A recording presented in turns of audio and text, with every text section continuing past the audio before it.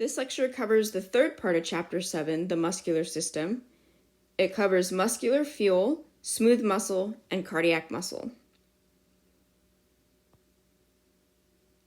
The body stores a carbohydrate called glycogen in the muscles. Glycogen can be broken down into glucose, and if there is oxygen present, cellular respiration takes place, which creates a lot of ATP. ATP is the body's usable form of energy. If there is not oxygen present, fermentation takes place, which creates some ATP, definitely not as much as cellular respiration, and a lot of lactic acid. Lactic acid builds up in the muscles and causes them to become fatigued. It is transported to the liver, where it is converted back into glucose.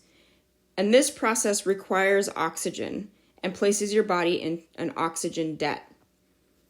Your body increases your respiratory rate to deliver more oxygen to the liver to convert the lactic acid back into glucose. This is why when you're lifting weights or you're hiking, you get short of breath.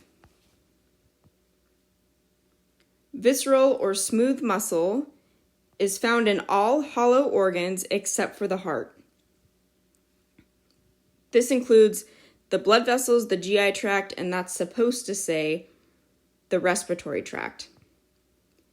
When smooth muscle around a blood vessel contracts, which is also called vasoconstriction, meaning the lumen gets smaller, your blood pressure goes up. When the muscles relax, vasodilation or increase in the lumen size occurs and your blood pressure goes down. A sphincter is a donut-shaped muscle throughout the GI tract which act as doors. So they're kind of like purse strings where when they tighten, they close off a lumen. The esophageal sphincter allows food to pass from the esophagus into the stomach. The pyloric sphincter allows food to pass from the stomach into the duodenum, and there are several more sphincters throughout the body. When smooth muscle is damaged, it is rarely able to heal itself. It usually ends up scarring. So cardiac muscle forms the walls of the heart.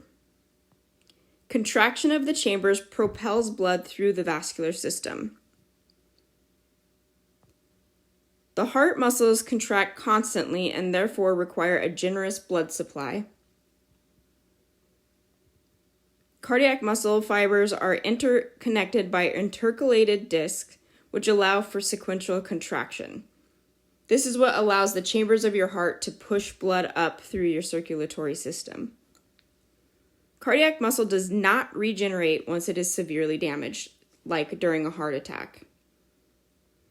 This leads to severely diminished cardiac output, which means it decreases the amount of blood that the heart is able to pump to the body. And when we talk about heart failure, this is what we talk about, is the heart's decreased ability to pump blood to the rest of the body.